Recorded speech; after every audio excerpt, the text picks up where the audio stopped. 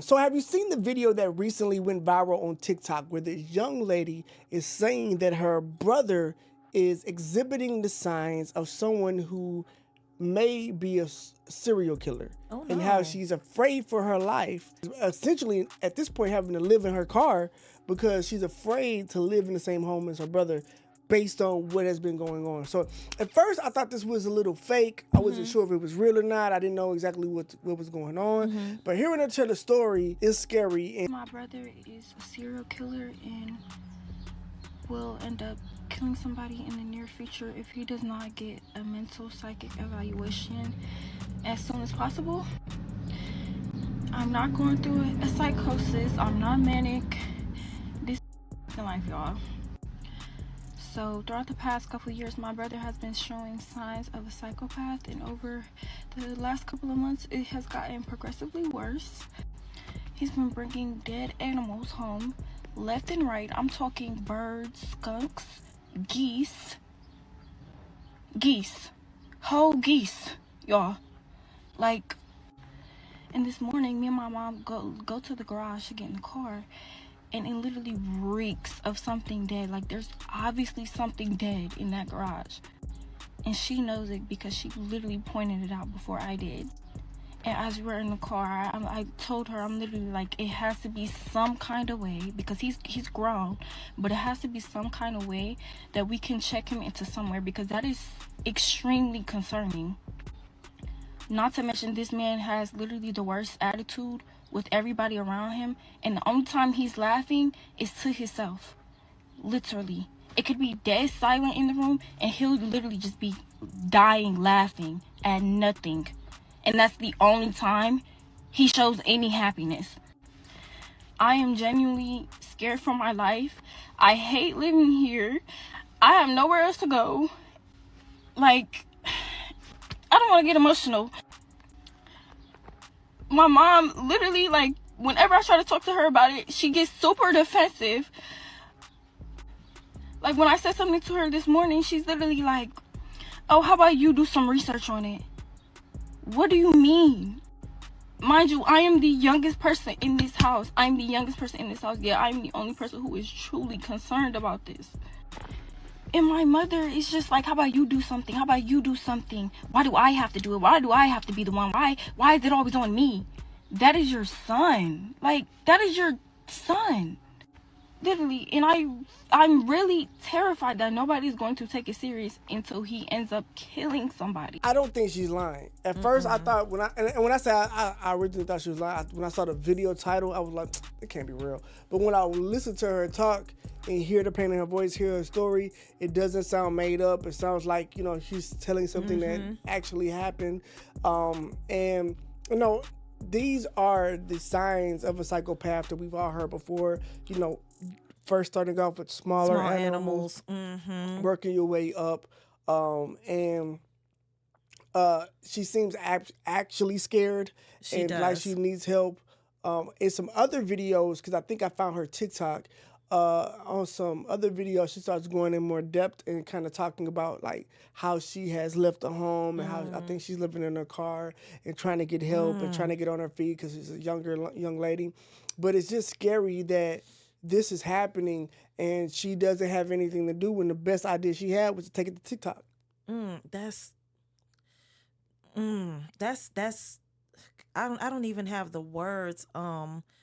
But I understand the part where she said she doesn't think anybody's gonna take it seriously until after something happens. But can't you have somebody committed at least for 24 hours? I don't know how that works. Do you can, know? but if they have to, well, they either have to say something or do something that proves that I'm could be wrong, guys. I'm not saying this for sure, but I believe they either have to say something or do something that proves that they're a danger to themselves or others. So they have to so if they say something wild or do something wild, then you know, and maybe a bunch of dead geese. You know what I'm saying? Because I don't think you make that up. Because she was like geese, nah, like nigga. A whole like she said it like she needed you to geese. believe, not that like she couldn't believe. Like it's geese in the back chopping up. So, but I think something like that may be enough to raise a red flag. But you know, you really gotta. I think she's right, and I understand. Like sometimes as a parent, it's hard to hear that because when you hear that, you automatically you internalize it and make it about you. So her mother may be having trouble separating her son needing help from her being a bad mother, Yes. or her being the cause of this in some type of way, and there's a lot of guilt and shame that comes with that. But it's not about you, and you have to understand that sometimes some people are just born with, like how some people are born happy, some people are born naturally mad, some people are born with their own brain chemistry. I was just about to say, people have chemical imbalances. Exactly. And that has to be explored. And why not the mom? Exactly. And the thing is you would think that someone would want to step up sooner rather than later, because right now he hasn't hurt anyone to their knowledge. So this is the time where you step in and be and get him help so he doesn't go too far, 100%. So he can get some help. But if you keep sweeping it underneath the rug, act like it's not there, and then wake up or don't wake up one day, you know what I'm saying? It's on you, because you could have actually gotten him the help that he needed. And then you really are the bad parent. You really are, partly to blame because you had a chance. Right there. People don't see that part of it. We've talked about this before. People are scared for their relatives to be mad. They're scared to, like you said, look like the bad parent or accept that they have a child that something is not right with. And then and what I always say in situations like this is, can you afford to be wrong? And it's like that you can't. You can't. That's a great way to put that. It's even if you believe there is a 10%, 5%, 2% chance that this may not, that this may happen, and there's a 98% chance that it won't happen. Can you afford for this to happen? You have a young woman in the house. There's other people in the home. Can you afford to lose anybody in there? You get what I'm saying? If that's the case, then you have to take these situations seriously and as serious as they deserve. So that's the test I always say. Is there a 1% chance? Can you survive the ramifications of 1%? If you take nothing else from this, take that statement. Can you afford to not do anything about certain situations? And this is one of them that you got to do something. I say this all the time, and anytime where there's a situation where there can be an escalation of violence, whether it's domestic, whether it's something like this, whether it's mental health, you have to really do the math and say, look, even if there's a 1% chance, and a lot of times it's way beyond 1%, because we wouldn't be having this conversation if you thought that it wasn't a possibility. But let's say it's 1%. Are you prepared to deal with the consequences of 1% being a reality? And if you are not, then you got to take those real serious steps. And sometimes that means getting a restraining order if it's domestic. Sometimes that means getting someone help like that, calling, getting them a psych eval. Sometimes it means calling the police or someone that you love. Yes, you know what I'm saying? Because something, but you can't afford it. And if you can't, because you only get one chance to be wrong about this. You know what I'm saying? Child, So if I was you, I would get help. And for her, who's in a situation where you really can't do anything but take care of yourself, but take yourself out of that position, I'm glad that, at least from what I've seen, and like I said, I kind of browsed through it. I really didn't get a chance to really to watch too much of it. But I believe she has left the home and is working on, figuring it out for herself.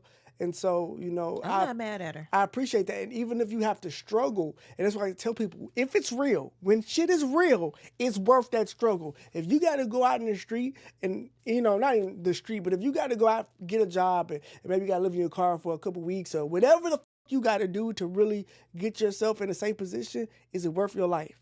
You know what I'm saying? That part, because you see people all the time, oh, I'm so scared, but they stay right there. She said, I'm scared, I'm not going back.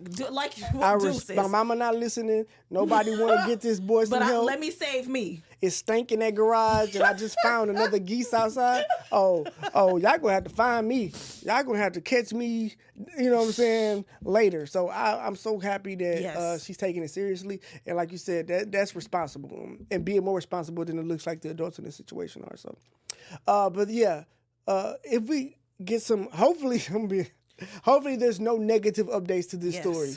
And I'm hoping, and I'm wishing her the best, and I'm hoping that maybe she's wronger. I would rather this be fake than real, and I'm hoping that her brother gets the help that he deserves and needs before what she believes is possible actually happens.